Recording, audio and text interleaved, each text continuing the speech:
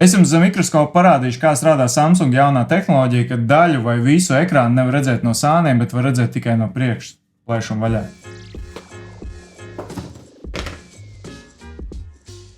I agree. Skip Wi-Fi. Nevajag. Skip. Agree. Next. Es neko neieķeksēju, un joprojām ir jāgaida, kad viņš kaut ko dara. Kad viņš mēģināšu kaut kādu atvērt vienu to pašu lapu. Ļains šis slēdz Wi-Fi.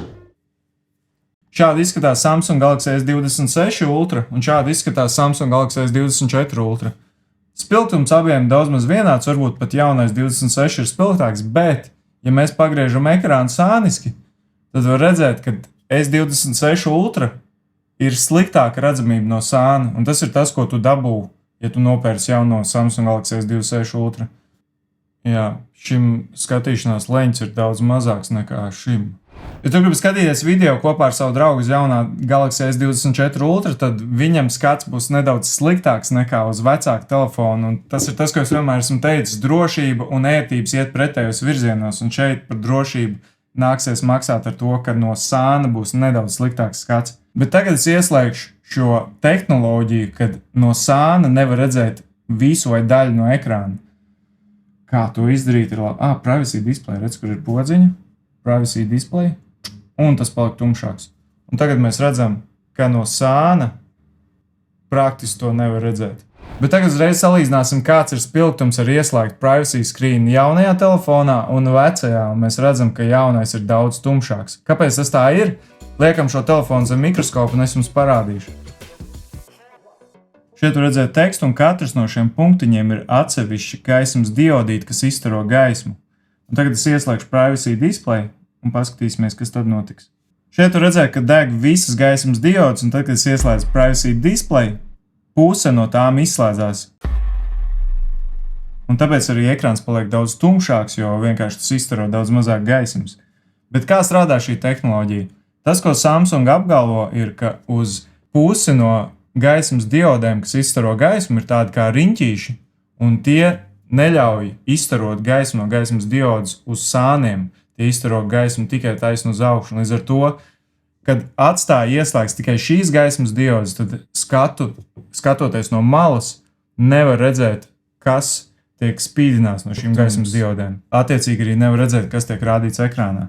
Es pamēģināšu ieslēgt šo režīmu tikai daļai no ekrāna. Te ir vēl tāds maximum privacy protection. Pamēģināšu, ko tas dara. Tas kā padara ekrānu nedaudz gaišāku, bet tas neko nemaina mikroskopā. Tiešām ekrāna arī šeit tās gaismas diodīs paliek višķi gaišāks. Labi, man nav ne jausmas, ko dara maximum privacy protection, bet pamēģināsim tagad nobloķēt daļu no ekrāna. Tad var redzēt daudz labāk.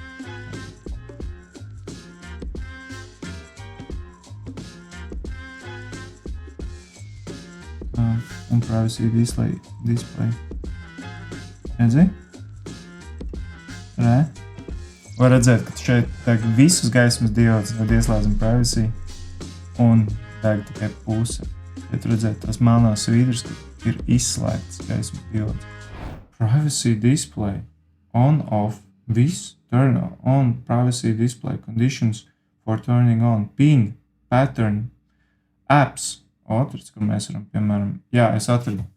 Notification pop-ups. Yes, tātad notification pop-upiem mēs tagad ieslēdzām privacy display, paskatīsimies. Kā lai es dabūju notification pop-up, ja es neesmu pie Wi-Fi? Modinātājs. Viņam nav pulksteņa aplikācijas? Nekad neuzminēs, ko vajag pulksteņam.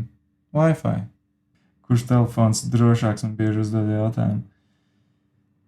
Ja tu nevari lietot to bez Wi-Fi, tu nevari pat pulksteni atvērt bez Wi-Fi, es teiktu, ka man ir nojausma, kuru varētu uzskatīt vismaz šajā ziņā par drošu. Mēs esam pie viesu tīkla, un tagad mēģināsim atvērt pulksteni. Jā, atvērās. Redzi? Man notifikācija parādījās, un to no sāniem nevarēja redzēt. Viņiem tās lietotnes nemaz nav uz telefona. Principā tev vajag Wi-Fi, lai lejupielādētu parastās lietotnes kursus. Un uzliksim modinātāju uz... Un tagad pēc 1 minūtes būs notifikācija. Tai vajadzētu būt neredzamai, kamēr vispārējais ekrāns ir redzams.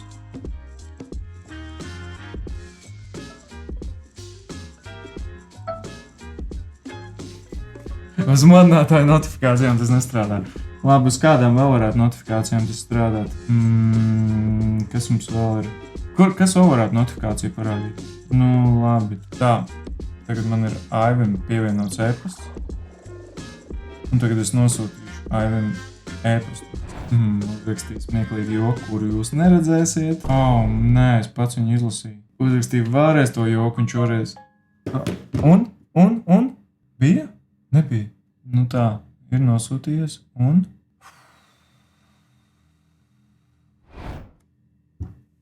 Kāpēc noskam, bet nekas neparādās uz ekrāna? Es uzzvanīšu Aivim Google Meetā. Un zvanu. Aha, redzi?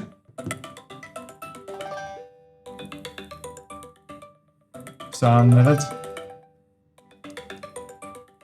Lūk, tā strādā Samsung jaunā tehnoloģija. Jā, varbūt tā padara ekrānu nedaudz tumšāk, bet es gribētu, ka visos ekrānos šāds ir iebūvēts. Un tev uzreiz jautājums, hei, bet es varu uzlīmēt plēvi, un man arī no sāniem neredzēs ekrānu.